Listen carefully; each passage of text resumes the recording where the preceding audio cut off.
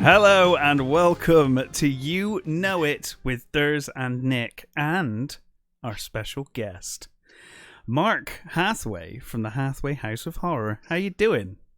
Hello. Good afternoon to the pair of you. I'm well, thank you. Thank you for having me. Excellent. And of course, Nick, how are you? Hello, everyone. It's been a while since we've recorded one of these. It has been a while. It's probably only just over a month since we posted them, though. Yeah. They're kind of delayed. This time around, we did April last time. Now it's May. We've moved on to May 1990. And, there is some stuff going down. Unemployment is, it's like risen for the first time. It's like in 4 years. France is all about the BSE. And they're prohibiting British beef and live cattle imports. But the agricultural minister, John Gummer, is feeding his 5-year-old daughter hamburgers to prove. I remember that on TV. That it's fine. Do you remember that? I remember seeing that. Yeah. Mark, do you have any recollection? I tell you what, you took me back there in a heartbeat. I don't. Literally the words the letters BSE, and I was like, damn, I remember that. Yeah, that was. I do. Yeah. That was the COVID of 1990. Yes, it was. COVID, eh? Brings back the memories. It does. It was. I remember that was a big deal. Like BSE was like a huge thing. Everyone was really a huge terrified. deal. You're right. The Rover Group launches its new version of the Metro Super Mini. It's one of their best sellers. It's one of those instantly recognizable 90s cars when you see it. Mr. Dean have one? No, Mr. Bean. Well, did he have one? He might have had one. Was it a Metro? Or he had the Mini. Oh yeah. This is like the Metro Mini. Oh yeah, didn't have one of those. It's the Metro Super Mini. You know it's good because it's got the word "super" in front of it. Every SNES game. Like every SNES game. Exactly. Every SNES game, exactly, yeah. It's the end of house price inflation, as declared by Halifax Building Society. 2 years after the housing market peaked, inflation now stands at 9.4%, the highest level for 8 fucking years. Wow. Are you serious? 8%? Yeah. Yep. Yeah. 9.4%. 9.4%. 9.4%, sorry. Yeah, what was the average house price then, though? I have no idea. Well, price of a modern Freddo, I reckon. Yes. Yeah, they say that the Freddo market, that's like the way to judge markets, right? It's the price of Freddo. That's how we do it in the UK, anyway. Yeah, it's true. It's true. The Prince and Princess of Wales, Charles and Diana, they travel to Budapest for the first time. It's their first post-war British royal visit. Oh, bless them. And Billy Cartman, 33-year-old grouter, is the 6th Briton to die in the construction of the Channel Tunnel. He is crushed by heavy machinery. Quite a few people. I didn't realize how many people died making the Channel Tunnel. There was quite a few people. It's dangerous business. Yeah, it wouldn't even been considered now. Like the risk to reward side of things. Yeah. No, I don't think the tunnel gets made in this day and age. I think there was a lot of people. You might be right. You might well be right. Something you'll probably know more about than me because I don't do the football. Yeah. But do you have this? I've got some football stuff. Let me scroll down to. I've got some other news as well. I think you've missed. Oh, go on. So if I do the other news first, and I can jump onto the football in a second. May the 2nd, in London, a man brandishing a knife robs a courier of barrier bonds worth 292 million. Jesus, in 1990 money. Yeah, that's when that was real money, huh? Yeah, it's apparently the second largest mugging of all to date. So it's a bigger one previously. Yeah, and this was a good one here. A lady in France, her name is Jane Clement, surpassed a lady called Augustus Holtz to become the oldest lady in the world. How old was she? 122 and 164 days. Wow. She was born February 1875 and she died in August 1977. Oh, I thought you were going to tell me she was still going. That would have been amazing. No, that was a lady before her who died. The other one. Yeah. So she did 122, 165 days. So. Damn. She's probably dead now. Back Yeah. then, this year. It's like, what, 33 years ago? Mm. She'd be like Emperor Palpatine old. So also, the portrait by Vince van Gogh of Dr. Gauguin, which I'm going to now pronounce wrong, sold for a record $82.5 million. Jesus. That's a lot of money back in those days. Yeah. This is a bit of a worrying one. I don't really thought we were still like this back in the 90s. But the World Health Organization removes homosexuality from a list of diseases. Can you believe that? Yeah, well, the early 90s, yeah, it was pretty wild because that was like the AIDS panic and everything else going on. Yeah. It's surprising when you think back. You assume these things have been this way for a long time, but they really haven't. It was post-AIDS, wasn't it? And then it was the whole, the Baptist Church in America, and they were sending their kids off to Bible queer camp, for lack of a better word. But I think one of them was actually called queer camp. Yeah. And the idea was that you could send your kids there for a predetermined amount of time and cure them. Jesus Christ. Unbelievable. Yeah, it's disgusting. It is. It's absolutely unbelievable. It is crazy to think that was when we were kids that was going on, I know. Yeah. It's disgusting. Right, so even more news. News just keeps coming in May 1990. It does. The German reunification, East Germany and West Germany signed a treaty to merge. Do you know That's in what's July. coming soon? In July, we're going to get David Hasselhoff Oh, on the wall, bringing the wall down. Wow. Yeah. I can't wait for that. Well, you can be the picture. Can I come back for that episode? Yes. You can be. As long as you sing David Hasselhoff songs, you're back. Oh, wow. Yeah, searching for freedom, isn't it? Searching for freedom? Oh, Can I just Looking get, for can I just freedom. looking for Get, can freedom. I just get drunk and eat burgers in the toilet and have someone film it? Yeah. Perfect. then a day later, not to be undermined by Germany, No. the US and the USSR Mm-hmm. and production of chemical weapons and vowed to destroy most of their stockpile of chemical weapons. Don't think that's worked well in the long run. Allegedly. They tried. Allegedly, that happened. Then we've also got in 28th of May, the Arab League Summit, which is like where all the Arab countries get together. Yeah. Saddam Hussein, nice guy back then, He was lovely, yeah. invites Kuwait over for a diplomatic visit at the time. They wanted to discuss oil revenues as Kuwait was selling cheap and pushing Iraq to the brink of bankruptcy. So Jesus. I wonder what happened there in the long run. We'll never know. We've also got Mikhail Gorbachev went to Canada for a 29-hour visit. 29 hours is a weird time to visit somewhere, isn't it? Yeah, very. Just pop over there, have a quick chat. Probably went and speak to, is it Ronald Reagan or Bush back then? It'll be Bush, wouldn't it? It would be Bush, yes. Bush, yeah. Bush Senior, right? Yeah. Yep. Yeah, Bush Senior. And we've got Boris Yeltsin is elected the first ever president of the Russian Soviet Federation Socialist Republic. I've got some good news. Go on then. The broadcasting bill receives its third reading in the House of Commons and is passed with 259 votes to 180. This largely deregulated private television and allowed for us to get a shit fifth channel. Channel 5. All the trash is on the way. And it also launches the satellite television in the UK. But and stuff. didn't that take 7 years for Channel 5? Oh, it took forever. Yeah. It did take Can a you long remember time. how exciting it was when Channel 5 was first announced? Yeah, and then The possibilities were endless. then all of a sudden it was like the Spice Girls were like doing the intro to Channel 5. And it's like, Yeah. I've had enough here. Put Channel 4 back on. Yeah, horrendous. So There's I've- no other way to We've got put it. some sports as well. We moving into TV with some sport. Go for it. Yeah, we've got some sports. Sport. Obviously, we're still a month before the World Cup starts, Mm. but we've got Bristol. So Bristol Rovers jumped above Bristol City to win the third division title, which was a massive thing back in the day. I remember. Mm. Obviously, I was born north of the river, so I automatically fall into Rovers. Uh-huh. I think you're south of the river, aren't you, Mark?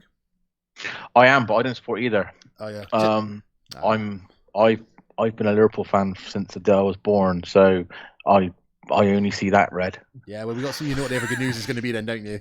Oh yeah, I can't wait. So Liverpool win the league back in 1990. I was a Mhm. Liverpool fan back then, so it was massive for me. 89, 90, wasn't Yeah. it? The 89-90 season. Then we had to wait about 30 years to win it again, so we don't talk about the next 30 Yeah. years of football. No. Okay, we're never No. talking about it again on this show. Not the league. We Yeah. talk about other cups.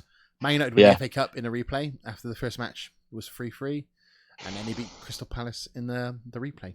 Yeah. I think it's Crystal And Palace. that replay was midweek, right? If I Yeah. remember rightly, It it was was. like a Wednesday. It was a Wednesday. Sure. Yeah, I remember. That's really strange. You couldn't like now to think that they played the FA Cup on a Wednesday night. Yeah. But yeah, I remember it being a Wednesday. Weird. It's funny what your mind just captures, isn't it? And keeps hold of. I have no right to remember that, but there you go. These things just stay in your head, don't they? Shall we? Yeah, sure. Since you've started on the TV side, should we move into some TV? Ooh, do you want some TV news? I know what you want to talk about. You know what I want to talk about. The floor is yours, as they say. I want to talk about Eurovision. On the 5th of May, 1990, is Eurovision Yugoslavia. And Italy wins. However, this Eurovision is famous for Spain's completely botched entry. The Spain start their song. The singers come on, the band come on, the sound is muted, and they all stand around looking really awkward, not really sure what to do. Then the song starts kind of halfway through, and the singers dance a little bit awkwardly, and then have a strop and storm off, and then the band stand there for about a minute trying to play awkwardly while the singers have gone, and eventually they're like, "Oh fuck it, we'll just start again," and they just start over. Yeah, and turn the volume up from the start this time. It is amazing. If you haven't seen it, it's on YouTube. Look it up. Yeah, we also get the original air date of the Every Man episode of A Game of Soldiers, which is a documentary. It kind of explores a group of soldiers and their feelings about how they've been trained to kill and how they feel about that. Helen Rollason, yep, the first female presenter of BBC One's Grandstand, controversial at the time. It was indeed. Mm. But like that's funny because there was loads of old men that wanted to watch wrestling and cricket and balls. Yeah, but British wrestling. Yeah, British wrestling. Yeah. Big Daddy, yeah. Giant Haystacks. Yeah. Don't want to watch any of that WWF crap. I want to watch real wrestling. Real men. Hairy, sweaty men. Men are over 40 stone only. Apply. I know the moves are continuously slamming each other into each other's bellies. That's all I remember. Yeah. We also got the ITV airs an episode of The Bill called The Trojan Horse. Oh, this is a big one. This is a big one. PC Ken Melvin. You don't get any people called Ken anymore, do you? No, you don't get a lot of Kens now. No more Kens. There's Ken and Barbies. That might come back. He's actually killed off when he's trying to park a booby-trapped car and the bomb explodes. Damn. Bye-bye, Ken. Goodbye, Ken. We barely knew you. We never knew you. I never knew Ken. No, I never knew Ken. Yeah, no, I didn't know Ken. I probably know Reg and the Carver. Yeah, there's a couple of them that I knew. And Tosh. That's it. See, the only memory I've got from The Bill, my mum used to watch The Bill religiously, but I was never that interested. But there was the one, I don't know what year or month it was. It probably doesn't fit into this conversation, but there was one episode where they were interrogating a suspected murderer, and it was Rick Mail, and he was terrifying. I don't remember that. I'm gonna have to see. Oh, it was so good. The murder aspect might be wrong. It might have been something a bit naughty with children or something, but it was literally the whole episode. Yeah, in my head, the whole episode was in the interrogation room, and being a huge Rick Mail fan, right through his entire career, to see him sit there and just be absolutely straight faced and creepy, not Richard creepy, creepy, was horrendous. Now, my mind may make it sound a lot better than it was if you go back and watch it now. He was a pretty good actor. Fantastic. That was my only memory of The Bill. Wow, we were more of a London's Burning family. Right, okay. Yeah, my mum and dad watched London's Burning. That's Sunday night TV, though. You knew the weekend was over. That's true. It's a sad time. It's true. Yeah. You know you're back to school the next day. Exactly. I still get that feeling when I go back to work. I don't know. I'm 46 now, and I'm like, oh, Sunday, I've done nothing with my life. Which is true. Also, on the 25th of May, it was the first ever episode of Vic Reeves' Big Night Out. Yeah. Which starred Vic Reeves and Bob Mortimer on Channel 4. That was really when you could... That's when Channel 4 was still Renegade TV, wasn't it? Yeah. You could really do... They just did what they wanted.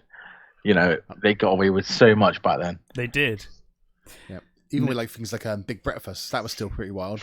It was. Yeah. It was. Yeah, it was. But I don't think that started for another couple of years, has it? No, I think we've... I always associate... 91, 92, 93? Yeah, 93, 94 maybe.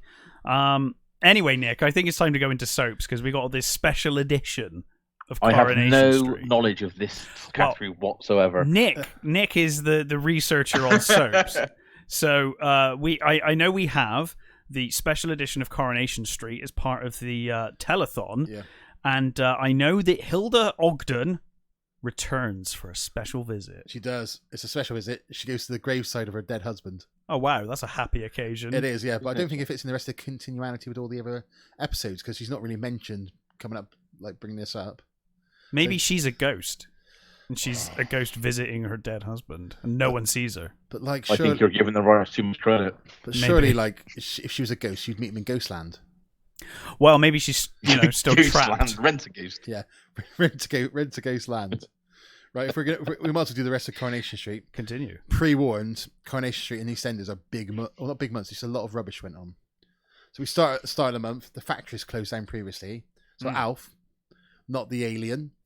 Or the guy from Home and Away, Sadly. who owned the shop. How amazing would that have been, though? Alf Stewart. Alf Stewart comes in and takes over the clothing factory. Yeah, no. I don't want Alf, the alien, running the shop. the alien just would be good eating all the hamsters and dogs and stuff. But no one questions it. I know. It's like a normal soap, but then Alf the alien just runs a shop. It's like in Cheers when like Cliff comes in, they just ignore him. That is fine. What's going on there? So what's also going on in Coronation Street? So a lot of Coronation Street back then was quite depressing and quite hard-hitting storylines. We've got Martin and Sally. You probably remember Martin. There's kept. I get these are mixed up because they're all this young couple. Sorry, Martin and Gail. Remember? Yeah. Gail looks a bit like E.T. Well, Gail was pregnant. Martin thinks she's going to have an abortion because he's been told by Sally, who goes out with Kevin. Kevin last month had his moustache shaved off by somebody. That was a big story last month. That was a big story last month. It was a massive story last month. It's as big as it got in April of 1990. Yeah. I got to be honest. At the time, it probably wouldn't have. It would have fell on deaf ears. But with a man with a rather robust beard now, the thought of it terrifies me. Well, there you go. It was Tom Selleck level Magnum moustache. it was a big moustache. So we've also got like Gail finding out that Mike and Ken have had a scrap. I think it's the scrap they had in the street. Oh, goodness. And then it goes on because it's on about 18 times a week now, Coronation Street. So Gail's still not sure if she's going to have an abortion. And then we've got Curly. Do you remember Curly Watts? Vaguely. Well, apparently Ken's caused some damage to his house somehow. I think it's during the fight. So Ken's offered to pay for it. But Ken, being Ken, has just put his whole wallet through the letterbox. Okay. So Curly's like, I can't take your wallet. You can pay in installments because obviously you're living in a flat because you split up with Deirdre. And you're having an affair with a lady. So everyone's having affairs. Coronation Street, these soaps, like everyone's just sleeping with everyone else. It is, right? This is where the big exciting news. Do you remember Reg? Glasses that you ran in the Yeah, supermarket? of course.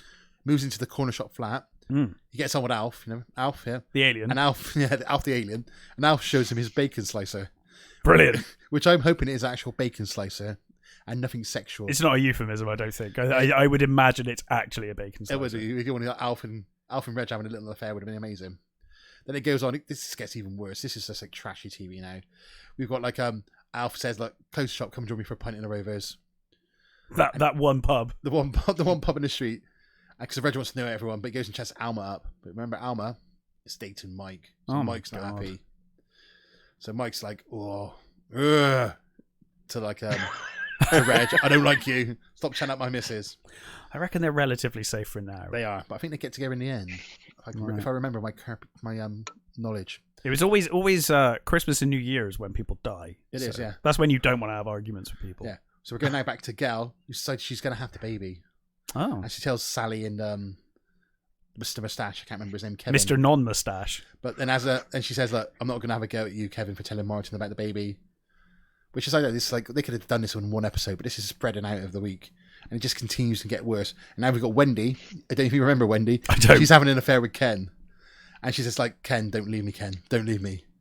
And then she's like, well... I reckon he's going to leave. They split up. Oh. So it's not good. So we're going to cross to Liz and one of my favourite characters of all time from Coronation Street, Jim McDonald. Even I know who that is. Yeah, he's the angry Irishman. But he's got a new job now. Repairing televisions. So he's gone from the army and he can now repair televisions. It's a bit like that advert. If you can repair a bike, you can repair a... Yeah. He went in reverse though. He did. He went from repairing tanks to repairing TVs. Yeah. If you can repair a Harrier jump jet, you can put up a picture. That ad is ridiculous. Yeah, so he's making... do the shopping. Yeah. You can make a nuclear warhead. That's the one. So he's now building a bike, but we're going to have to put the bike on the back burner because it comes back at the end of the month. Oh, okay. With a hilarious ending. we're going back to Gail now. So Gail's like, tells her 2 kids, you can have a sister. But then she says, I've got to tell my mum, and I've got to tell his mum. Or no, she's got to tell her mum, and she's also got to tell the mum of her dead husband. Oh, Jesus. Ivy. But Ivy's like, oh, you can't have that baby, because you got to be respectful to your husband who died about 5 years ago. You should kill the child. Yeah, you should to respect your dead husband. This is the best. Of half a decade. Yes. It is. So this is just rubbish. So that's the depression part. Now we're going to get to the happy stuff. Oh, okay. The Duckworth. You remember Jack and Vera? You can always rely on Jack and Vera for a good time. Jack Comedy Vera. relief. Broken glasses, right? That's the one, glasses. Yeah. That's the guy. So Jack, they entertain Reg because they want Reg to promote Sarah, to promote Vera, so she can be head checkout lady at the supermarket. Brilliant.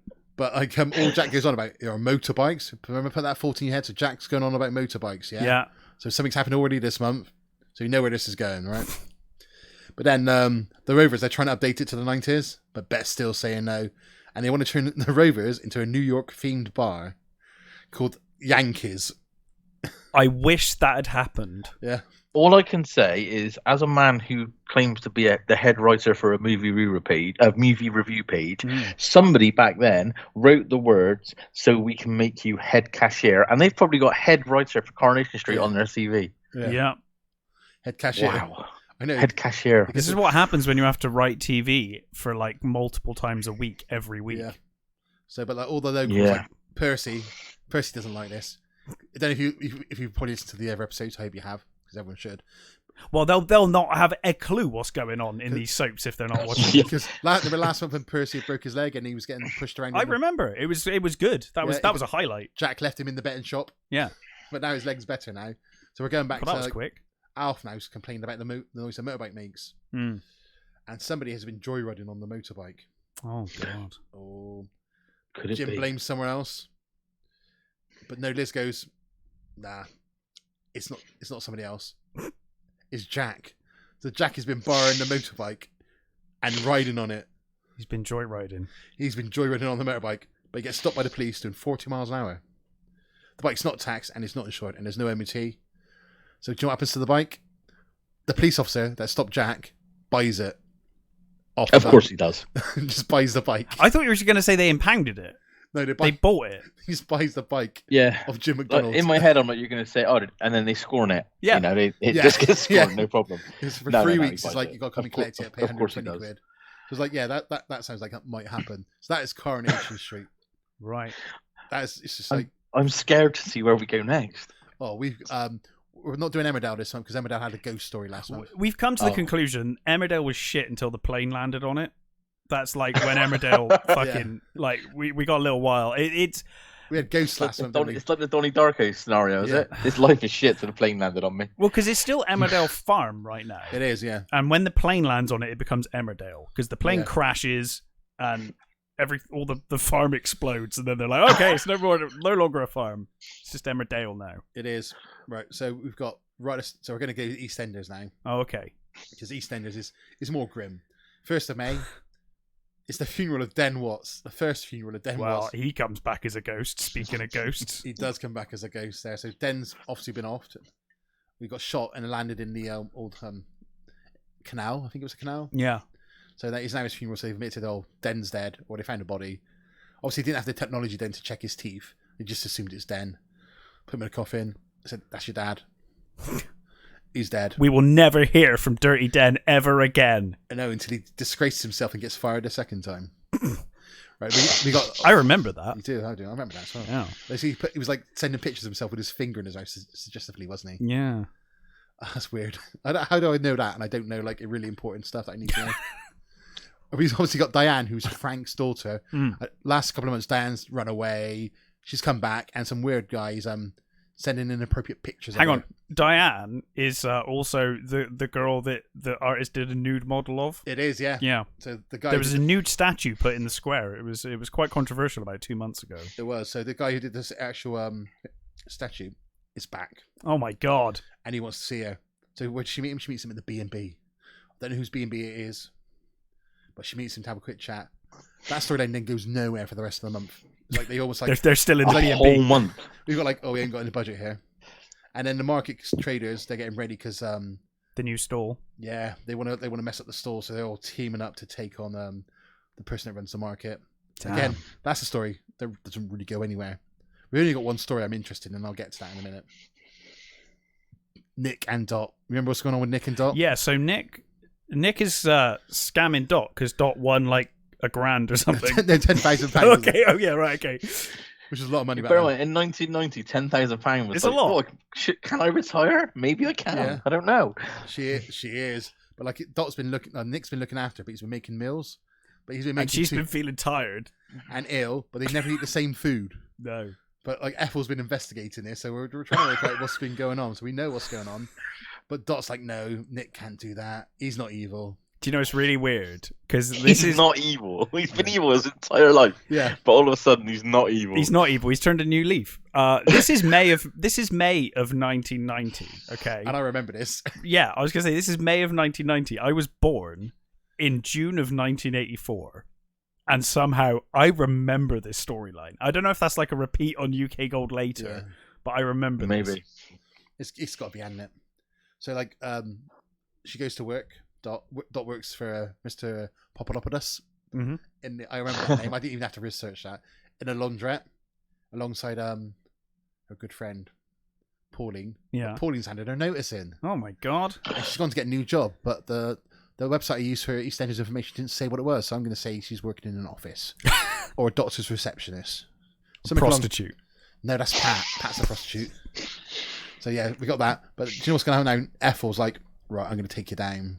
Something's going on, and this is the exact thing we found online. I found online. It said Ethel Skinner investigates Nick Cotton after he claims to be a reformed man, but Dot cannot decide if her son's truly reformed or the worst thing since Dr. Crippen.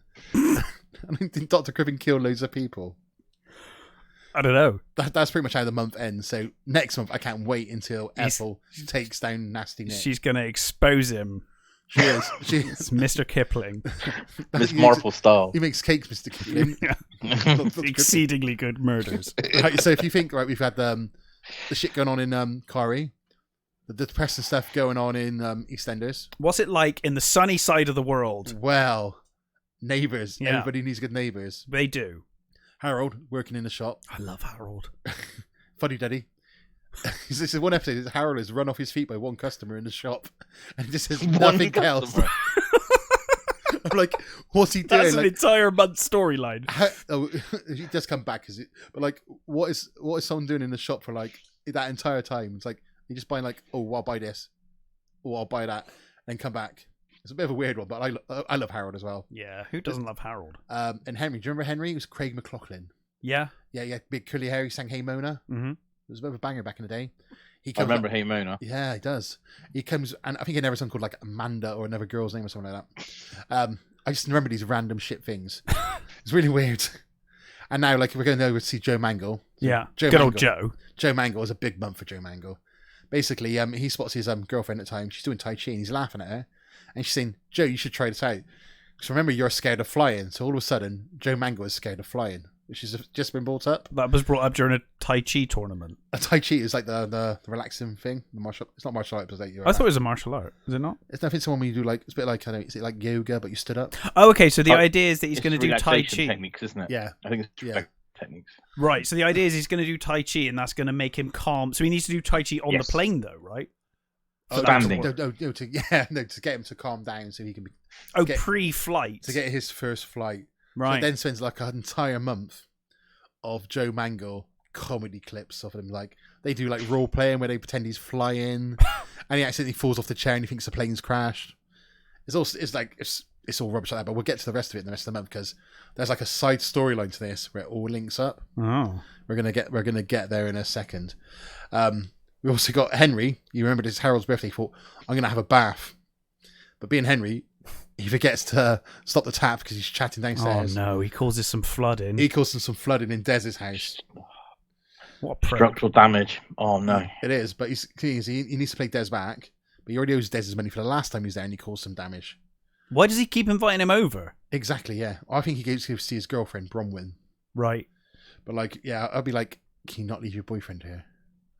Because he's like, he's destroyed my house twice, and I can't cope with this. And like, you remember Des? The value of my house is plummeting every time he comes in. Yeah, you are destroying my life. Des was the one whose wife gave birth wearing a pair of dungarees. She was still wearing the dungarees when she gave birth in Naples, and then she died. What, the kid or her? She did. Right. The kids. I imagine being born into dungarees probably doesn't help. Yeah. Yeah, that would be difficult, I'd imagine. The thing with Des, this is where you can guess where this is going. Des is scared of water. These people have strange phobias. They is. And Joe's like, oh, what you need to do... Yeah, he only comes more alarmed because the flooding. Right. And Joe's like, oh, what you need to do is go for a swim in the river, Des. But Des like, I can't because I'm scared of that particular river that you're talking about, this one particular river. Does this storyline end with them both getting on a plane and crashing into that river? Nearly. Right. Oh. So what happens then, he starts to look like, he starts going for a bit of swimming, like doing a duck dive. I don't know what sort of duck dive is. Probably putting your head in the water, popping back up. I would assume so, yeah. Yeah. He goes with Joe. So what happens? Joe dives down, doesn't come up. Oh, shit. So the only person there is Des. So Des just storms in, swims over into the river he's scared of. Poor Joe's out. Joe's confused, coughing. So I banged my head, I got tangled up. Now he's scared of rivers. Yeah. And Des is like, you better go and check out. And I'm no longer scared of water. But now Joe is. No. And flying. No, Joe's just scared of flying. Do you know how he gets over flying? They book him a flight, and do you know who else is on the flight? Harold Bishop. Oh, fuddy-duddy. And Harold's like, oh, it's funny if a wing fell off a plane, it'd crash. What would you reckon would happen? And what do you reckon would happen if the wing fell off mid-flight? And so, Don't know. Joe's getting really wound up, but they have a flight in the end, and he's cured. So within 1 month, Joe is cured. Within a month, he finds that he's scared of flying and gets over flying. Yeah, with a combination of Tai Chi and getting rescued. And Brilliant. Des, who's all of a sudden scared of water and this one particular river, jumps in the river and saves him. Oh. So that's it. That's the soaps. But I have also picked up a random Saturday in May for BBC's television schedule. Oh, these schedules are awful. They are. They're pure poor I'll go for a Saturday because. So because we did we do BBC once? Yeah. We did the BBC schedule for one random weekday, and it was the news every 10 minutes. The news was on it was 10 times a day or something. 60% of the TV was the news. Yeah. It was shocking. So I've gone for a Saturday on BBC because the ITV stuff's always a bit rubbish. Right. So we start early in the morning. I'd be asleep when I was 13. 6:40 Open University. Oh. Who would watch that? Well, no one. That's why it's on at that time. Exactly. Then 7:30. Bit of a banger here. Oh. Playdays. Oh, yeah. Now we're talking. Yeah. Yeah. When that finishes at 7:50, one of the best cartoons of all time with an amazing theme. Muppet Babies. Oh, yes. Yeah. We like our TV themes here, so we always try and rank them at some point, so we might have to ask you. Yeah, we might have to get you to rank that at some point. Or tell us your favourite TV themes. Then 8:15. So it's quite a run to a quite tight schedule. This is just there's no breaks. There's no news. They're not pissing about. Yeah, there's not no news at the moment. The 8:15 from Manchester, which is a bit like Going Live. So it's like your standard thing where you get 5-star on or whoever else is going to be in there and a funny guess. So that goes on for most of the morning. Then in the early morning, we've got a cartoon of Sherlock Holmes and the Hound of the Baskerville. Oh. With Peter Cushing doing one of the voices. Right, okay, well, Peter Cushing, obviously famously Sherlock Holmes. So, yeah. 11:57 is the weather. So you can't, they'll probably be telling you what the weather's like today back then because they probably didn't have the technology. Yeah. So they tell you the weather for the day halfway through the day. Yeah. That's the 90s for you, though, isn't it? There you go. There you go, people. There you go. And then at midday, grandstand, yeah? But this is not any just normal grandstand. No, this is a special grandstand. This is FA Cup Day grandstand. Of course. So you remember, the FA Cup was back in the day. It was we'd have this is their footballers. It was all day, wasn't it? It was on 7 hours, 8 hours. It was the whole afternoon. We got the road to Wembley, part of it. Teams on the pitch at 2 p.m, which is an hour before they start. It's Hella Rosalind. Yeah, I think it's her. She's causing it. Then we get Abide With Me at 2:40. So you knew if you want to watch Abide With Me, it'd be on at 2:40. Mm-hmm. You would know when to tune in. FA Cup is at 3 p.m. But that's why you needed the TV times. Yeah. Because it's not on it on the hour or the half hour. It'll be 16 minutes past 2. Or, it's you need the radio times. No idea what's going on. The cast of The Last of the Summer Wine will sing Abide With Me for you. Like that. So the football goes on, but there's a little thing in the notes or the notes that says if there's extra time, the next program will be scrapped. Oh, no. There was extra time, but do you know what the next program was? The Pink Panther. What, the movie? Oh no, the cartoon. Oh, the cartoon. Okay. Yeah. So we got 5:35. Do you know what we've not had in a while? News? Some news. For 10 minutes. Actually, they've been a bit better, to be honest. ITV are doing better than BBC did. Oh, no, this is BBC still. Oh. So you were That's just to fill that 15-minute gap, right? Yeah. Oh, yeah. Then another 10 minutes later, we've got regional news. And then we got like a banger of a program here. The Flying Doctors.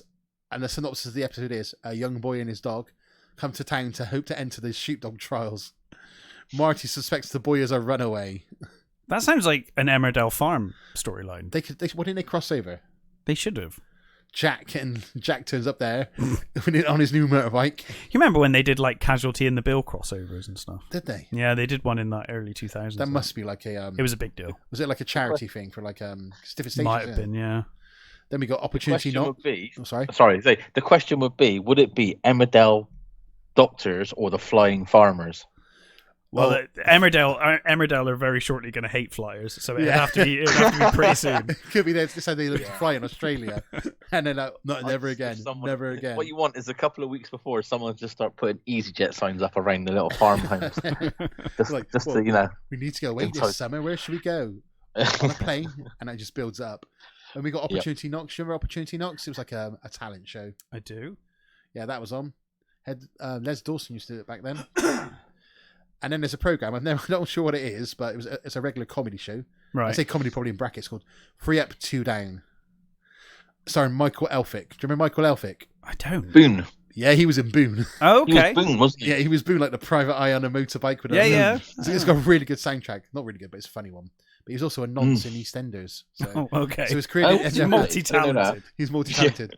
And then when layers, he's like an onion, that man. He is. He should be winning Oscars. Then later on we got an episode of Perry Mason. Nice. He's not the one in the wheelchair. That's Ironside, isn't it? No, yes, that's Ironside. Correct. Ironside's in the chair. I get my American. I think that's why he's called Ironside. How you tell it? You go, what's his chair made of? He was either in a wheelchair or he was a tank. It was one or the other. And after that, we got some news and sport. Of course. And then we got Casualty. Oh. This is what happens in Casualty. I'm going to guess what happened. Well, someone's having a lovely day in the opening, walking down the street, minding their own business, and then something horrific happens. A family feuder up as an old poacher tries to influence his grandson. So I reckon he's taking his grandson poaching, and someone's got shot or run over or stampeded or landed on, stood on something sharp, and Charlie's had to save them. Something like that. Do you know, between Casualty and 999... Yeah, it's a miracle I even go outside. I know. It's like the worst two shows. Casualty is like, they'll film around Bristol. If I go there, I'm going to die. and never go out. But Casualty always opened with people. Generally, it always opened with someone having a lovely time. You know, party or something. Yeah, and then it just all goes horrible. My sort of thoughts when it comes to Casualty is them just like going around every school in Bristol, going, "Who wants to be in Casualty this week?" Yeah. Like you spent there literally slave labor charges for walk-ons. Yeah. So here's a can of Coke and a packet of crisps. If you just walk that way, as Charlie does open heart surgery on a griffin, that'll be brilliant. So is that the episode you were on then? yeah. The griffin effects were outstanding.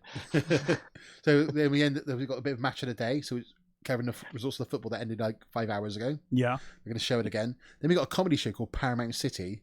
It's called a chuckling compere. Arthur Smith introduces the best in music, comedy, and other people. Right, so we've got here. This is on it, yeah. Steve Coogan's on there. Right. He couldn't have been famous back then, could he? Must have been early in his career. I've never heard of John Hegley. No. Mark Thomas. I've heard of Mark Thomas. He was like a bit of like an activist comedian back in mid 90s to late 90s. Right. He was quite good. And we got music from Lenny Kravitz. And Soul to Soul. Nice. But Lenny Kravitz was amazing. And then he just closed the TV down with a bit of boring national anthem, or that girl with the clown with the white lines on. And it's over because we don't watch TV late back in the 90s. No. And that is you couldn't, could you? No. Yeah, you literally couldn't. They shut it off. That is the whole of the TV for this month. Wow. Do we want to move into film? Yes, let's. Right. So if we do what we've all got, if I go what I've found for films, and we'll leave the big one we're going to talk about in a second. Okay. So I've got Nuns on the Run. Has anyone got Nuns on the Run? The Run. Nuns on the Run dominated May in this country. It did. It did. So yes, two criminals want out, but their boss kills those leaving. So, when the men are ordered to rob the triad, they keep the money and hide from the boss. Guess how they hide? Is it in the title? The pun's in the title, yeah. The clue is in the title. It's Eric Idle, Robbie Coltrane. It was it. I didn't hate it. I'm pretty sure as well there's like an American film with like Robert De Niro in with a similar thing and Sean Penn when they Yeah, played there Nuns. is. Yeah, there is. That just appeared in my head after we were just talking. Yes, no, you're right. For a good few years later. Yeah. But you're right, it was. I've also, it dominated. If you look at the box office, it's crazy. It was top 3 for like the whole month, pretty much. Crazy, absolutely crazy when you think about it, really. And I found a couple of which would be straight to DVD these days, but they came out. We've got you might have heard of this one because you love a bit of horror. Leviathan. No, Living Doll Howard. I've never heard of that. I haven't heard that one. A shy morgue worker falls in love with a girl who ends up in the morgue, but that won't stop him.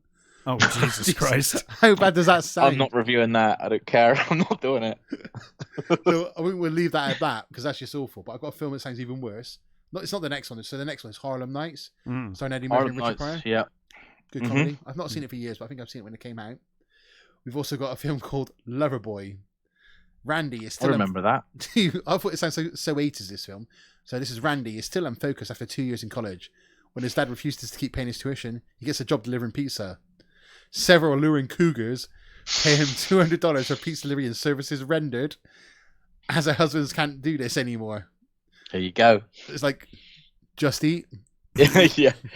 Yeah. Deliver and cock. Not just not eat pizza. No, that's it. We've also got The Witches, the Roald Dahl one. Yep. Yes. Yep. Yeah. Great film.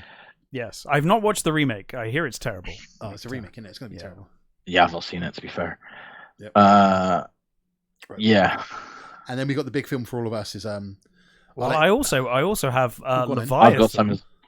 Sorry, guys, I've got a few as well to go before we go into the big finale. I was going to say, but I've got Leviathan, the monster movie. I don't think I've seen that.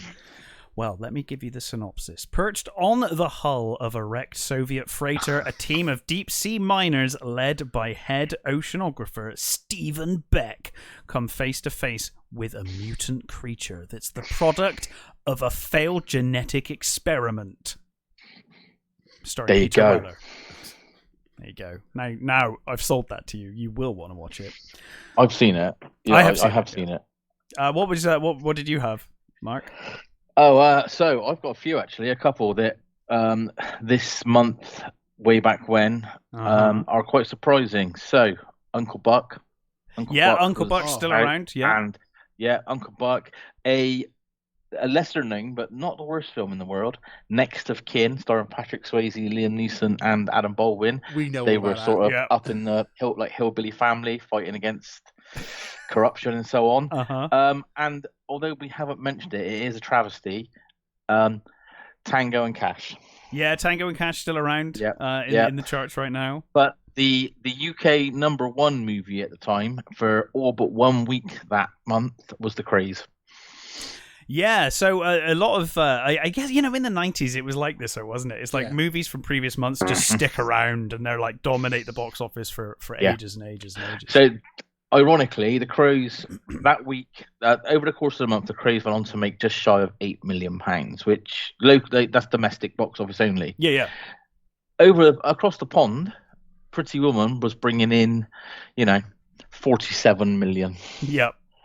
The same time, along with things like Birds on a Wire and Back to the Future 3.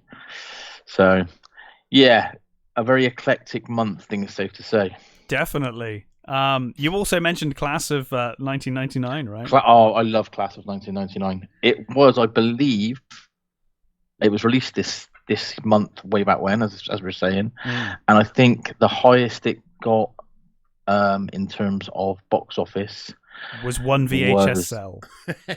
No, it did actually. It did debut in the American box office charts at number 36. That is high for what the film is. I'll tell you what. Have you seen it? You must. I've seen it. Have you seen it, Nick? I don't think I have. Do you want me to read you the synopsis? Go for it. So good. 3 ex-military robots are reprogrammed as teachers and secretly placed in a school where the most students are part of organized gangs.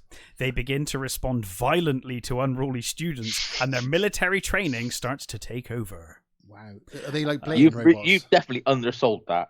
Yeah, I did. So it stars Bradley Gregg, Tracy Lind, and Malcolm McDowell, who apparently spent 2 days on set, but he got top billing. Yeah.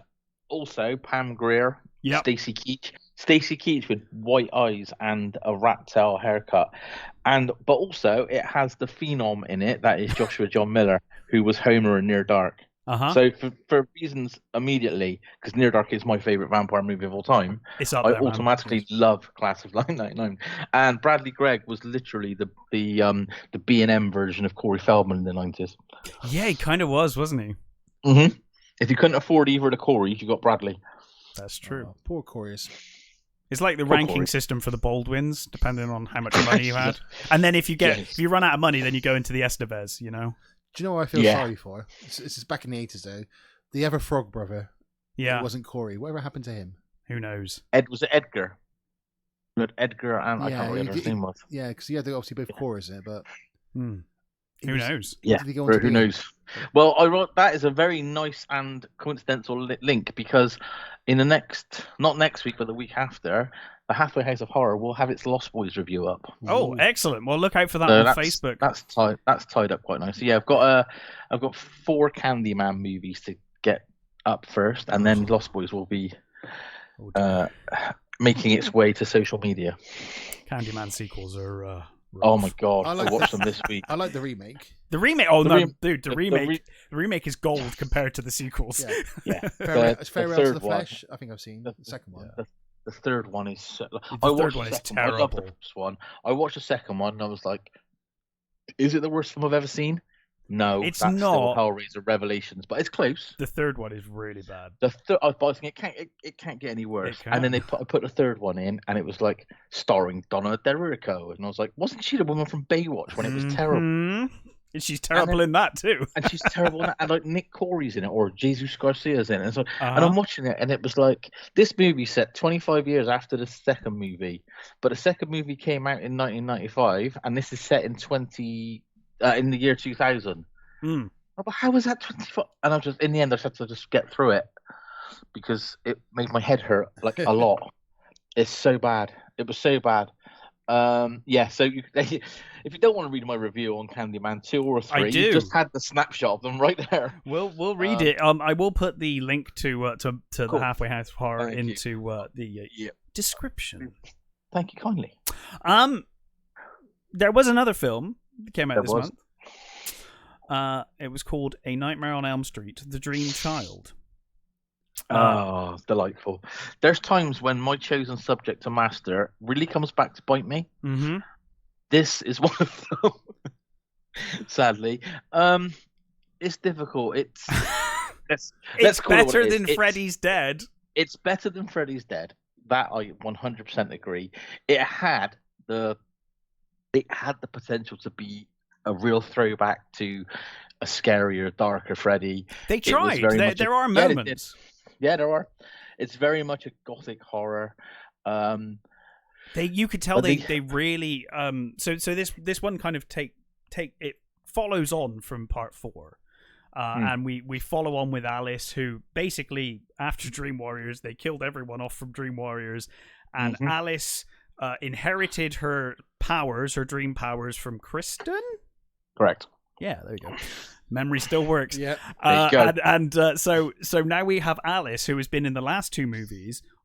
Her friends just keep fucking dying, but she makes new friends every time. Every year. Fine. Every year. I would be friends with her. No. Especially not after this movie. I'm like, stay away from me, bitch. I don't want to be your friend. 4 people died last year. Yeah. Last semester. What are you doing? But you can tell they really wanted to make Alice into somebody, New Nancy. The new Nancy, I guess. Yeah, and to be fair, if you look at the series as a whole, 3 and 4, and obviously the original, are arguably the most beloved because in those films they've got a decent challenge for him. Yes. we talked about this before, obviously, didn't we, Rich, in the whole Well, series? we did, but, you know. And 2 is a trip, but no one's going to tell me that Jesse's an adequate combatant for Freddy. No. It's and I kind of feel a little bit sorry for Stephen Hopkins on this one because he gets absolutely berated for making this movie, but he was up against an extremely tight schedule on a movie that had already been started. A release date and posters were out, and there were very minimal shots actually even on camera. And then, once it was done, he was known for doing stuff within a budget and a time frame. And once he was finished and his vision was there, the MPAA just had a massive stick up their ass and destroyed it. Well, yeah. So I do feel for the guy. Don't get me wrong, he did make Lost in Space and Predator 2, so he's not completely innocent. But fucking Lost in Space is a travesty. Yeah, I don't. Predator 2 is a little bit of a guilty pleasure. It's got its moments. Lost in Space is an absolute disgrace. But he's also responsible for 24. He was the man behind 24 way back when. So he's obviously got some nice about him. I mean, 24 was huge at one point, wasn't it? It was. And he was the man primarily with a group of others responsible for 24. So you have to give him some credit. And like I say, Predator 2 had its moments. I think the uncut version of A Nightmare on Elm Street 5, or The Dream Child, as it were, if we could get our hands on it and watch it in, beautiful HD with the full transformation of Dan and the full length scene of Greta being fed herself, I don't think it would be as much maligned as it is. You may be right. You may well be right. It's cheap. It is cheap. They also try really hard at this point. It's kind of wild when you look at how this series started. It was like, Freddy Krueger was this child murderer, right? And then he got killed, and now he's haunting people's dreams. It was quite a simple setup. And then by 5, we're like, oh, he was born from a sanitarium where this nun was raped by 1,000 inmates. The bastard son of 1,000 maniacs. Yeah, and it's like, oh and my of course, God. all those men together, that all comes, that's how biology works. All of them in there together, I like a assume, little petri dish. Because you have got Robert Englund in there. I'm assuming the assumption is that it was him. He's the one. That's how they want to. That's how they want it to. But yeah, this whole mythos and that sanitarium is like, I guess that's part dream, because that's the craziest place I've ever seen. And I love the guys. Again, it's part. The Nightmare on Elm Street series gets away with things being silly because it's like, well, it's in a dream, so if it's badly written, it was a dream. It doesn't make sense. But I love the two fucking orderlies. They're like, oh, we've got a nun down there, but never mind. Oh, fuck it, I can't be bothered. Let's go. 87, that'll be, let's go. Close enough. To be fair, you wouldn't get me stuck in there going, is that 87 or 88? I'm not sure. What's that nun doing down there? Yeah, what's that one nun doing down there anyway? Why aren't these people in cells? Maybe we've bought them something for Christmas for a good time. Who knows? Sorry. Do you know who's to blame for it to a degree, though? To a degree, the person to blame for us getting to this point with the series is Rennie Harlan. Because when Rennie Harlan took the job for Part 4, he said, I'm going to make Freddy the star. He's going to be like the James Bond of horror. Mm-hmm. Which, that was in vogue, right? Because, of course. And I've said before, as a younger man, 4 was my favourite. Yes, because it was because it was very kinetic, very Hollywood, very polished. It's better than this. As a younger man who was obsessed with the series, because it was made that much better, and you had the new line sprocket and everything else because they were making money. 4 was my favorite for a very long time, and it's still got a place in my heart. It's probably my 3rd favorite now, to be fair. It's fine. This is where it starts going down. It's here that it goes down. Fine 5 is the onwards. perfect word for it. It's fine. Yeah. He wanted to make Freddy the Bond of horror, and because 4 is the first movie that Robert Englund is top billed. Yes. So. And then from there, like I say, they wanted to do. Ironically, there was a writer who, his name eludes me, which is unlike me, but there was a writer who put a script in for Nightmare on Elm Street 3, and in Nightmare on Elm Street 3, his script, Freddy was haunting the dreams of pregnant women, and they were like, "Are you kidding? Get out!" That's the dumbest idea I've ever heard. Yeah, and then 2 years later, they went, "Do you remember that script you did? Have you still got it?" And then they literally pulled him back in 2 years later. Yeah, so in this movie, if you haven't seen it, Alice is pregnant from Dan, and Freddy Krueger, who was previously defeated at the end of 4, when Alice turned everyone against Freddy, all the souls were turned against. Fantastic! It's a fantastic scene. Great ending. It was a good way to end it. Really, that would have been fine. Probably the best Vanquishing scene of the series, actually. Yeah. But Freddy has now realized he can get back by using the sleeping mind of the unborn child. And he's hoping to be reborn into the real world. That's his plan. Yeah. But I'm like, that is the shittest plan ever. Do you know how fucking powerful you are when you can attack people in their dreams? You will become mortal. Like, that's a really bad idea. Just stay in the dreams, dude. And then he can't do anything because he's a baby. You can't do anything for years. This is the thing. You've literally just took the words out of my mouth. If you can be anything, if you're coming back to warn your mother and you're pregnant, so it has no bearing on how old you are, why come back as a 9-year-old kid? Mm-hmm. I'd be coming back as a grown-ass man going, Mum, I'll help you defeat this guy. And you know I'm not crazy and you're not crazy because you've done it before. Yeah. No? So yeah, it's definitely got its flaws. It's definitely got its holes. But as I say, I do have some sympathy because it was rushed. It was torn to pieces. I mean, there's a scene during the Greta when he's feeding Greta to herself. That's a great scene. It's a great scene, and the uncut scene's fantastic. And there's a scene in the uncut version. There's a scene where a porcelain doll drops to the floor and bursts, and it starts to bleed. Yeah. The MPAA cut that for overuse of blood. There's the Marc scene, the Super Freddy scene, heaven forbid. They actually made them cut that down because they felt that Freddy slicing up paper was too grotesque. Oh no. It's slicing up paper. They should have cut it for being a bad effect. Like, at least he had a dream power. I'll give him that because they completely got rid of the dream power side of things. Yeah, they didn't really explain how he has a dream power. No, it was a terrible dream power, but it was a dream power. But yeah, the MPA did him no favors. I mean, the Dan scene on the motorbike, the original full-length scene is great. When he's Tetsuo the Iron Man for a moment. Yeah. It makes me laugh because nowadays with everything like Marvel and so on, people go, well, he's clearly turned into Iron Man. I go, which one? And they go, well, Tony Stark, of course. No. Tetsuo. No. The other Iron Man. It's the other one, the one you definitely have not seen. No, but should. So, 100%. Yeah, definitely should. Yeah, and I do like the bit when I forget his name, the comic artist guy. He Marc. briefly looks like he's been sucked into the Take On Me music video. Yeah. That's fun. Yeah, I mean the cast is the scene with the graduation scene with the parents. Oh my god! It's like they went, who can we find that looks exactly like Rodney Dangerfield, but we can't afford Rodney Dangerfield, so we'll get the other one. Like, why there's a coach there from the football college? Like, surely that's already been sorted because it's graduation. And why has he got a tie with tennis rackets on? And why do I remember that? But hey, there you go. Yeah, it does itself no favors. That I can definitely agree. But I do feel slightly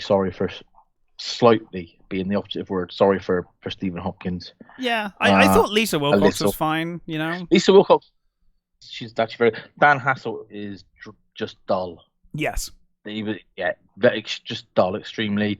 And then the rest of them don't really get a chance to. I think I've seen Kelly Jo Minter in a few things now, and she's again fine. I don't think I've ever seen Erica Anderson in anything else. I love that. And I don't even remember the guy's name who played Marc. The scene that really sticks out to me is that really awkward fucking scene where she comes downstairs and those two fucks are in the kitchen and they're like, "We want to help you with your baby. We thought we'd just adopt it and raise it as our own." You don't know us. Yeah, okay. Problem solved. Yeah, exactly. Yeah. Like, that's actually more awkward than Marc going, no baby, no baby's dreams. Yeah. And you're like, well, he's not wrong. And then he dies like 10 minutes later. He is right, but yeah. He's not right, yeah. And that should be far more awkward than we want to help you and raise our son's child. And yet they come across as complete douchebags. That could have been the proper end game because they seem like fucking psychopaths anyway. They probably would have raised Freddy to be a psychopath and it would have continued on. But yes, the Dream Child, the beginning of the end, I think, for the Nightmare franchise. Did anyone think as well, after the comic book character died, yeah, it just turned into a Meatloaf video? Yeah, it kind of does. I was yeah. just thinking, I was watching it again. I can imagine Meatloaf just walking around this set. Mm-hmm. Like they're walking up and down the stairs, the hallways. Yeah, singing "I Could Do Anything." Yeah, what, is this a Meatloaf video, or did they like just chuck Meatloaf in afterwards, going, "Meat, jump in, make a video"? Meat, we've got this set. What are my line? Your lines are, his name is Robert Paulson. Okay, cool. I'm in.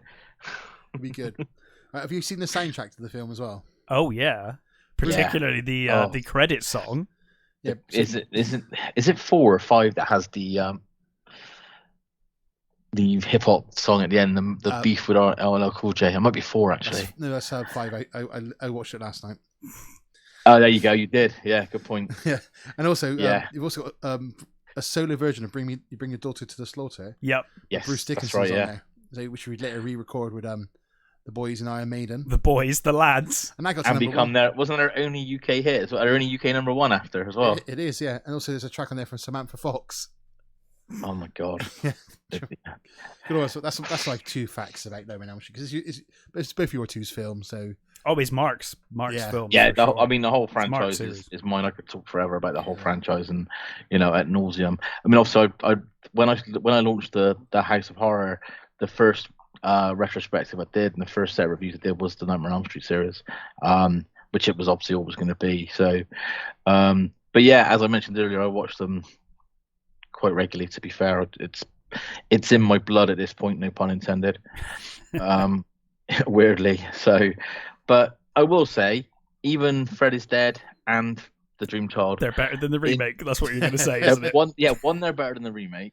But also, they're not the worst films. I mean, we talked about this before, Rich, and no, Freddy hasn't been done as dirty as, say, Pinhead, for example. Oh God, no, not even close. No.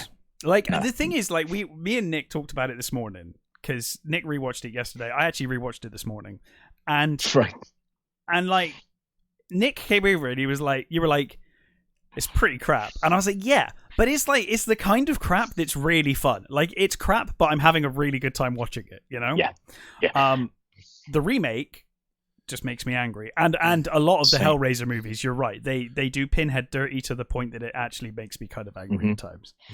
Yeah, it's not fun. I mean, no one's been done worse than Pinhead. I originally, looking back at my reviews, I gave Freddy's Dead 1 out of 5. I think that's probably one or 2. Maybe. Freddy's Dead gets 1 Power Glove out of 5.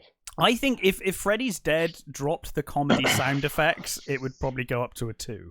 I just wish they'd made the movie with Peter Jackson instead. Now, to be fair, 5 doesn't do much better, because Nightmare on Elm Street 5, The Dream Child, gets 1.5 Super Freddys out of 5. So it got half a point more. Damn. So, yeah. And then, so you're right, the end was in sight, because, I gave part 4, 3.5 out of 5. 3.5. I don't believe in use out of 5. So the drop off is monumental. It is. But also you have to remember the 90s sucked for horror. Yep. Apart from the odd one here and there, it's not best of years. So, but the Dream Child, check it out if you've not. Let's hear what you guys think of it. It's worth it. You really would have to watch part 4 for any of it to really just make watch sense. the whole series. I mean, they're not long movies. You could do the whole series in a day. If I had my way, I would say like Nightmare on Elm Street 1 to 4, and it ends at the end of 4, and that's probably fine. I like New Nightmare. Oh no, I love New Nightmare, but I don't think that's a Nightmare on Elm Street movie. That's a great movie though. I prefer New Nightmare to Scream in terms of that commentary. I prefer New Nightmare, but it was the testing of the water, wasn't it? It was. Will this work if I try? And then obviously it did, and he was away again. So I think if you're not completely obsessed with the series like I am, or you're not massively obsessed with horror like I am and Rich is, then you could quite easily watch 1, 3, 4, and you'd be done. Yeah. 1, 3, 4, and you'd be done. Because as much as 2 is a trip, it has no bearing on the series overall. It's never mentioned again. It is a bit of a wet fart. Yeah, too. I mean, it's so fun. It's so fun. It's funny. It's so wacky. But yeah, if I want to find out a bit more about this, but I haven't got time, or whatever the case may be. 1, 3, 4. Those are the ones. But 1, 3, 4 from the original set, you're done. Really. And if you want to know what happens to Alice and Dan, then obviously you go into 5. My box set has I've got that first edition DVD box set of Nightmare on Elm Street that didn't have Freddy's Dead because it was licensed under a different company, I think. Really? And I've never bought Freddy's Dead. I just can't be bothered. I would watch it if it wasn't in the box set. Yeah, I've got the American box set. You've got the full with the 3D glasses. Nice. Yeah, is that the 3D glasses that give you a migraine after about 5 minutes? Yeah. I saw it in the theaters. I saw it in the theaters twice, I think. Jesus. Well, yeah. Well, speaking of getting a migraine, should we talk about the music? That's a good segue. It is. Number 10. How Can We Be Lovers? Michael Bolton still hanging on by a thread. He's still in there. Number 9. What a man and what a main. What a main indeed. Especially at this time. Number 9, Vogue, Madonna. Number 8, CoverGirl, New Kids on the Block. They've slipped quite a lot, actually, because they were quite high up. Yeah, that's not one of their bangers, though, is it? No. Cocaine had kicked in by this point. Yeah. Number 7, Venus. Number 6, I still haven't found What I'm Looking For by Chimes. This is kind of, by the way, this is like somewhere in the month. Yeah. I didn't. I think that's the end of the month. Hold On in Vogue. Number 5. June. Number 4, Dirty Cash. The Adventures of Stevie V. Sorry, I just cut you off completely. No, it's all good. I kind of flashback to that song. That song, yeah. It's weird. Sometimes they come in, don't they? They just hit you. Wow, that's terrifying.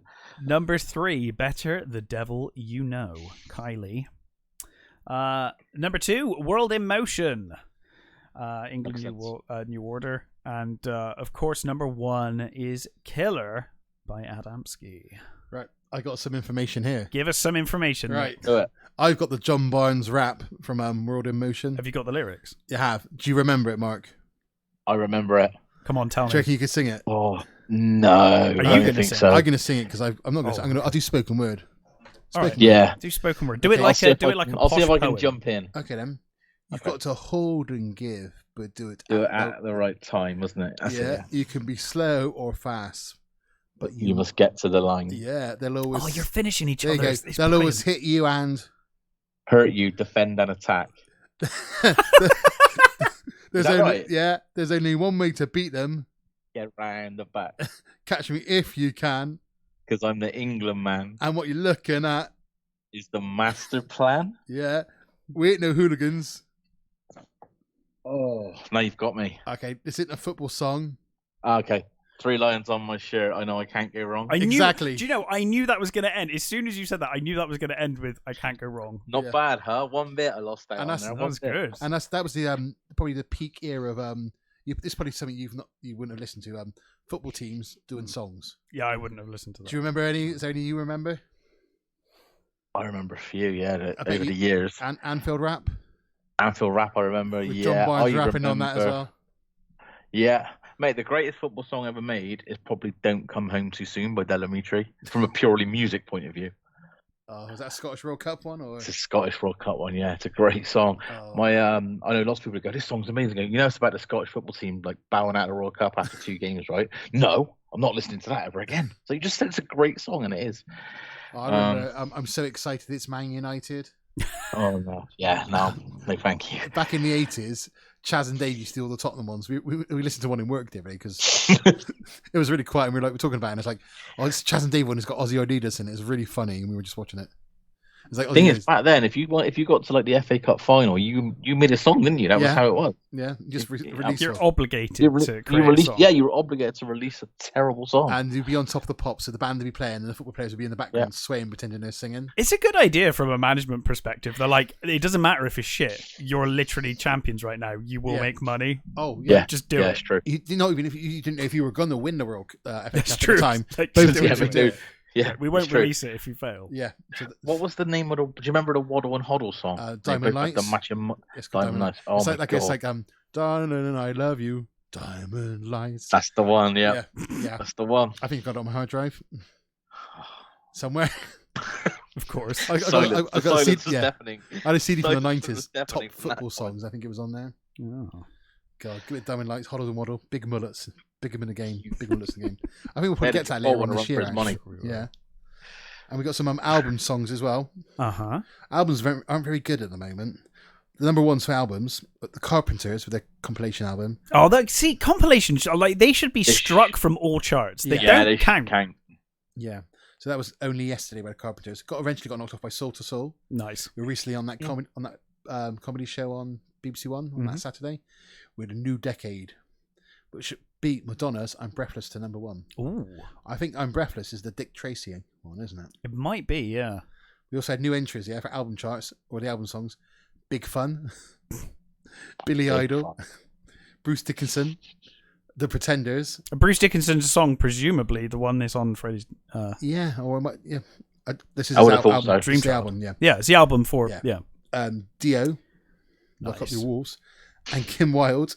We got albums hanging around by the Essential Pavarotti, and some Nigel Kennedy albums. So for some reason, where's Kylie? I thought Kylie would still be hanging around there somewhere. She's jumping out now. She's leaving now. She's old hat. She's back to Neighbours. For some reason, we're liking classical. They got married. Fuck them now. Yeah, we're liking classical music at the moment. Yeah. But we did have some new single. Oh, before I forget, we had a new single. Kylie did have a single, the new one, Better the Devil You Know.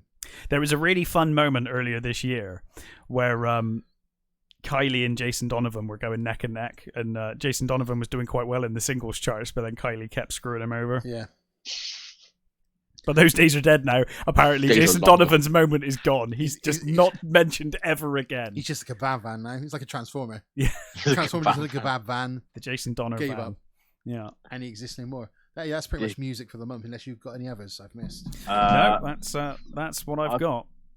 I've got two that were big, mainly for myself. Go on. Which was Ice Cube's America's Most Wanted. Oh, yeah? And Eric B. and Rakim's Let the Rhythm Hit 'Em. Ooh, nice. Being a hip-hop man, a child of hip-hop, America's Most Wanted was played repeatedly in the parents' house. So that's the only two that sort of spring out to me from then. So were your parents big hip-hop fans, or...? No, jeez. No. I just grew up in a house where music was welcomed in all forms. Yeah. And yeah, I mean, I love all music. You know, I've always had this sort of ability to hear a song once and then either know every lyric or close to it.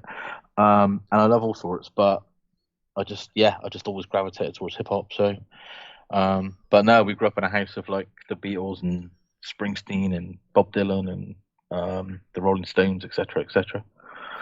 Nice. Not bad. Any Shawady Waddy? No. My mum loved Rod Stewart though. She's a big fan of Rod Stewart. So, but you can't, you can't sort of deny that. He's a bit no Shawady Waddy that I'm aware of. I wonder what now we're on in May of 1990. What's 1990's now number? Okay, it's got to be. All right, I'm going to guess, yeah? Have a guess and we'll have a look for next time. 20 or 21. All right. See how close you are next time. We'll look that up. Over in the video game world, Fantasy World Dizzy is still doing super gangbusters on home computer, as the UK primarily was. We were like, yeah, good for you with your video game crash and all that crap. We're just here playing Fantasy Dizzy. We got tape players. Yeah. The NES, of course, is still dominated by Super Mario 2, because us peasants don't get Super Mario 3 until like August or something of this year. And yet when it arrives, it goes down to be one of the greatest video games of all time. Oh, absolutely. It already is. Worth the wait. It already is in America, and we're just reading about it in magazines and just wishing, you know. Yeah. That same SNES, though, had an absolutely appalling, and yet I loved it even by then, Nightmare on Elm Street game. It does. The NES did have a terrible Nightmare on Elm Street game, and a Friday the 13th game as well, which wasn't very good. It did. Yeah. The thing is, back then, when you were a kid, you were like, oh my god, it's based on the movie, and you just persevered, you know? Didn't care. Yeah, just didn't care. Just run around doing whatever it told you to do, and you were happy. It's funny. I look back on some of those games now, and I'm like, yeah, they're awful, but at the time... You know, I just loved them. It was fine. Just played them anyway, you know. Yep. The Master System, we've got Wonder Boy 3 still hanging in there. And apparently in May, Final Blow is the It's a boxing game, not a sex game. That is the best-selling Mega Drive game of May. Really? £90. And how much were those games at retail? Do we know? Because I bet they were like peanuts in comparison. Yeah, quite a lot. I reckon the Mega Drive ones were like $40. Probably, yeah, $40. I reckon Disney was like $1.99 Mastertronic. Yeah. Get your tapes. So yeah, and then the only other thing I've got from May of 1990 is some comics. The Necropolis storyline is going on in Judge Dredd in 2000 AD. Dredd is, he's had enough and he quits. Takes the long walk, and while he's away, the Dark Judges take control of Mega City 1 and turn it into the Necropolis.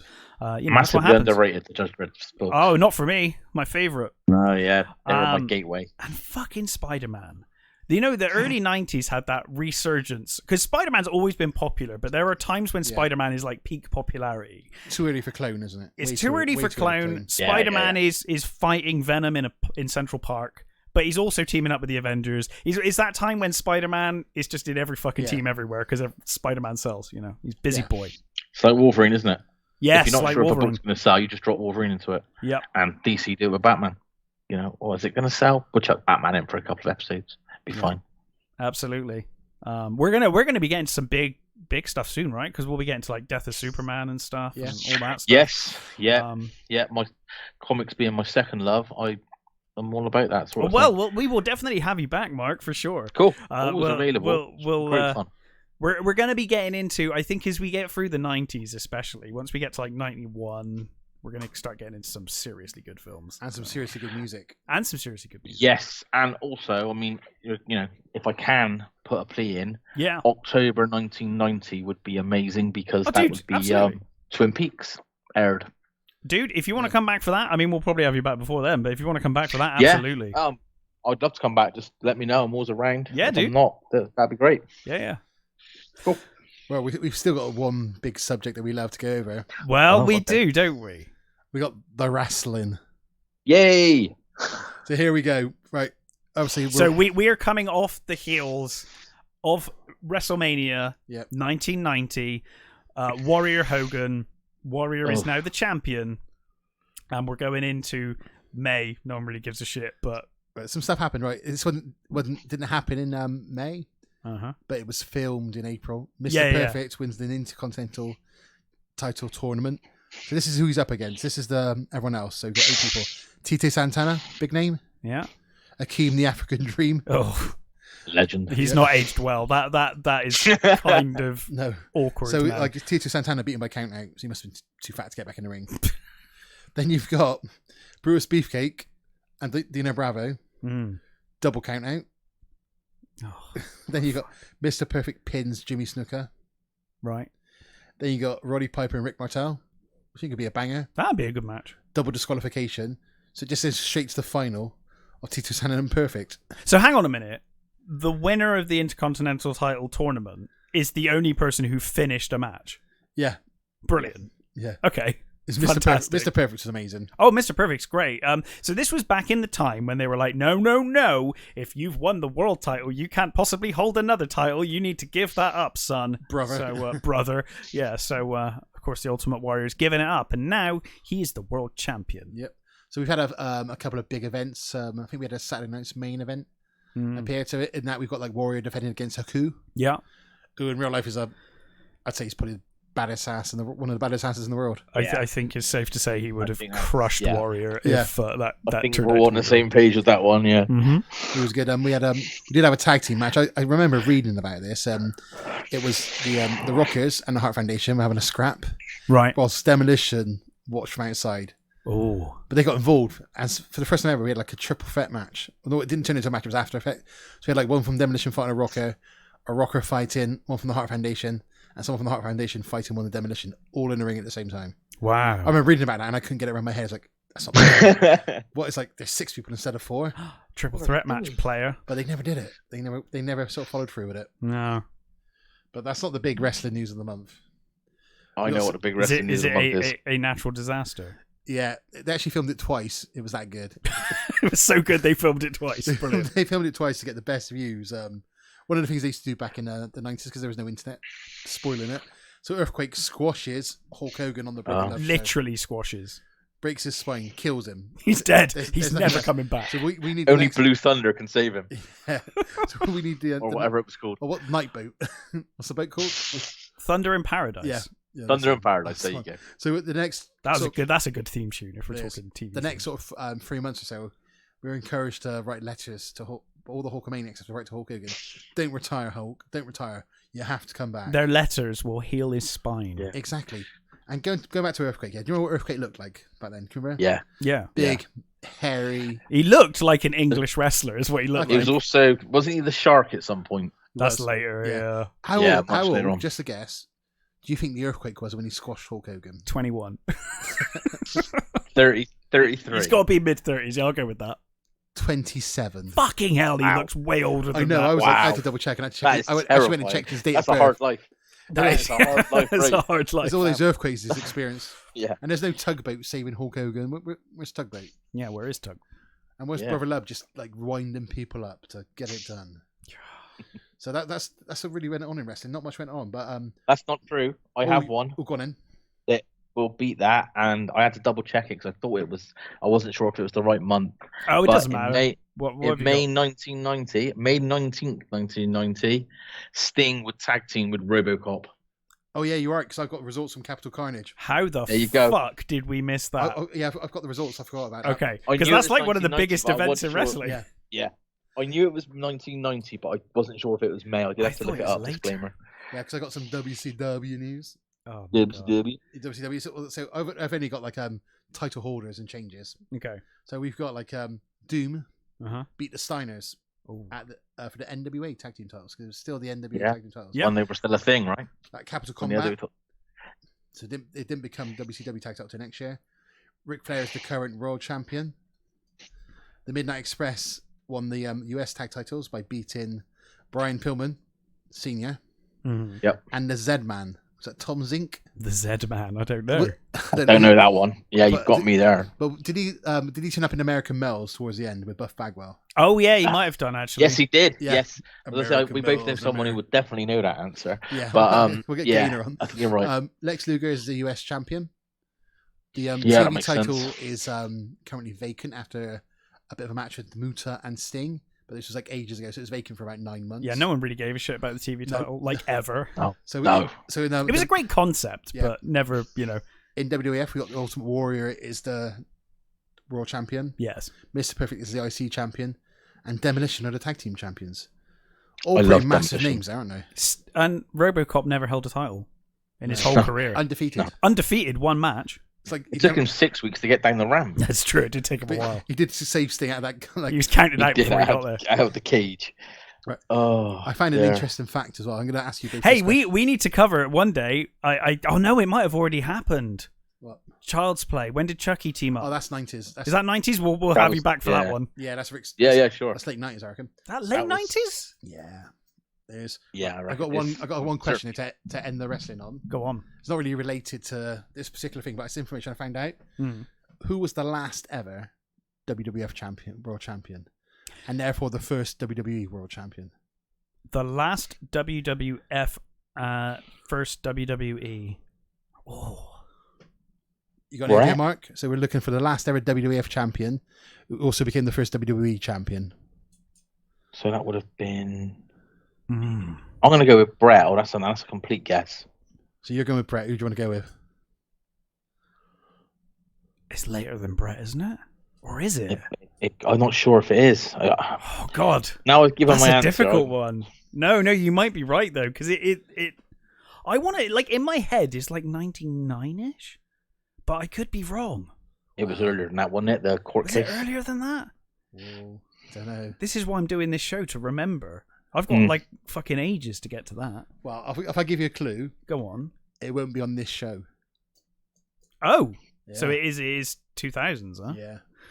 I will go with Kurt Angle. All right. So you've got Kurt Angle. You're going with Brett. Right. Well, we know it's not Brett Right, now because right, you've I'm said going to give you a 2000s. clue. Yeah. This is a clue. So Let Mark have another guess now Oh, that he go on. knows it's 2000s. 2000s, yeah? Apparently, sometime in the 2000s. Okay, so 2000 to 2002 was like my golden era for wrestling. So it was going to be Let me think. 2000. I got two sides of a coin here, and it's either Triple H or it's, I can't believe I'm going to say it, Hulk Hogan. Now let me tell you something, brother. It was Hulk Hogan. Oh my god! No, it was fucking was it Hulk really? Hogan. Yeah. Holy shit. Because that was when they came back and they dispersed the NWO after about 2 weeks. So it was, just to be clear, it was Hulk Hogan and not the completely other person. It wasn't Mr. America. No, it was so a completely separate person. So they had. It wasn't Hollywood Hogan. It was yellow and black, yellow and red blue. scarf, real American. Yeah, so he beat Triple H for the title. He did. I remember it. And then all of a sudden it became Get the F Out. Yeah. And it became WWE. That's right. Yeah. And then he eventually lost to the Undertaker. But I thought that was so much. But earlier. Hulk Hogan being the last WWF champion, it sounds like something he'd be like, Vince, I know we've got to change the name, but like, let me win the title one last time. It should have been the Undertaker because he could have buried the F. Yeah. Oh, that's a brilliant. There you go. You need to start writing for them. Yeah. I mean, get rid of Freddie Prinze Jr. and get yourself in there. Get me in there. Yeah. Come on. So that's me. That's me done for wrestling. I think I can't think of anything else. No, RoboCop is a big deal though. That's one of the all-time shit moments in wrestling. Yeah. That's when you go, what am I watching? That's when you sit. Yeah, there that's what am I doing in my life? One of those moments when even as a kid you're like, what am I doing? Was that with the Horseman life? then? So like, because I remember him saving Sting from the Horseman. Yeah, it was the Horseman locked him in there. Yeah, they locked him in the cage, and then Sid, RoboCop comes out. Arn, Bobby Eaton probably have Flair, or I still love that. the late 90s.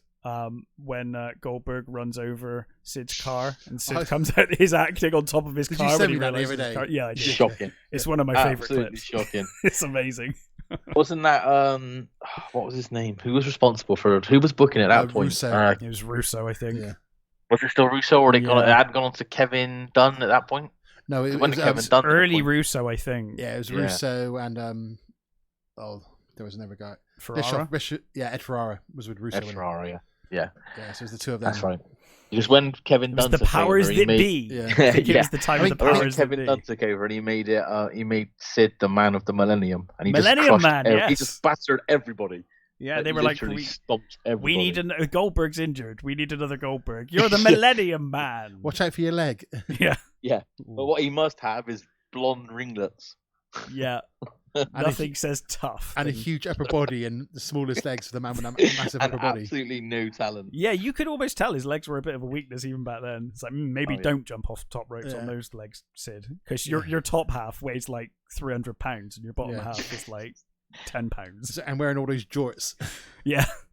Oh my god. Psycho Sid, Sid Vicious, Sid Justice. Sid or just Sid, as Shawn Michaels. I always remember, whenever someone says Sid, I automatically go, oh yeah, the man of the millennium. Can you remember? We're just talking. He's Justice to me. Sid Justice. We're just talking fucking wrestling now. Yeah. But can you remember when? This is not May of 1990, guys. I'm just talking shit. But can you remember when it was Sid versus Shawn Michaels, and Shawn Michaels had the flu. Is that when he I don't remember that. Yeah, he had the flu. He had to fight Sid whilst having the flu. Is that the one when he probably still dragged him through a 5-star match? Yeah. Is that when Sid hit his manager with a camera, like Jose Lothario? Yeah. Jose He didn't hold back. See, why do I know? Everybody. Why do I know Jose Lothario? And someone asked me a really important question. Was it? What did you do last week? Oh, I don't know, but I know who Jose Lothario is because he was Shawn Michaels' He brought Shawn Michaels in, and then Shawn screwed him over. Yeah, probably give him a super kick or something. But he was a legend in Mexico. Yeah. Good old. He'll turn up in AEW next week. Don't worry. The next one. If he's still alive. Yeah, he'll be there. Sure, Tony's going to dig him up and offer him a check right now. You can do this. You've got this. We got Edge. We're getting Jose next. I think Durs is currently looking. Yeah, I was right. Yeah, so he apparently Shawn Michaels actually was sick prior to the match, which is I guess they did write it in. So to be fair, it was Royal Rumble '97, and Shawn was so good. It was unreal. Shawn is my favorite ever. Yeah, he was a great. I mean, great wrestler. He was actually better his second run when he came back clean. Yeah. I think, but Shawn's always been my go-to guy. I mean, in terms of in ring, no one could touch him even back then. He was a rocker back then, though. Back then, he was one of the rockers. Yeah, right now. Yeah, way back when. Nobody. Yeah, before he put him through the window. Yeah, I think we got a couple of years for that before he gets put through the window. Yeah. He's still wearing Luminous Spangles at this point, I think. With the good theme tune. Yeah, Wow. yeah, exactly. And Marty Jannetty, who we shouldn't really talk about because we probably would never get another podcast put on Spotify ever again. Oh my God, Bless he is proper mental. Batshit. Yeah, the man is he's Virgil level. So he's like, like Virgil's lost his mind, hasn't he, at this point? Oh, poor Virgil. Bless him. Virgil turns up at shows and just puts out a pasting table and sits down and charges people for autographs. Is he still technically the $1 Million champion? No, I don't think he's got 1,000,000 pence at this point. Who is the $1 Million champion? I don't know. I think someone had it. Is there one? Presumably someone had it when they got rid of it, right? Someone had it, but they gave it back to Ted. I think right. Ted brought it off them. And did a maniacal laugh. As he does. So Ted was the $1 Million champion. Ted, do you want to come into WCW? We know you can't work, but we need someone who can use a microphone without having a stroke. They did that a lot, though, right? They did that a lot. It's like, hey, you can still talk. None of them could work a mic. They were all shocked. Literally, you go, the NWO, there's 4 of them. Well, hang on, there's like 5 limos just pulled up with 6 people each in it. How many of them are there at this point? The Nasty Boys. Oh no, the Nasty Boys. They got their place in time. They were good for what they were. They were good as villains, right? I think we got 92. We got some Nasty Boys stuff coming up, and 91. Yeah. 91 Nasty Boys tag titles. So, Well, next month. It's June 1990. I will turn 5. That's the biggest news of next month. Oh, wow. There you go. But we'll see what's going on in the wrestling. World Cup's on as well. World Cup, yeah. Cup beyond, yeah. And we'll see what movies come our way. Mark, thank you for joining us, sir. Thank you very much. Thank you for having me, guys. It's been a blast. Really enjoyed myself. We will absolutely have you back, especially when we get some more horror movies in. Yeah, so, October. Cool, yeah. October for sure. Definitely Twin Peaks in October.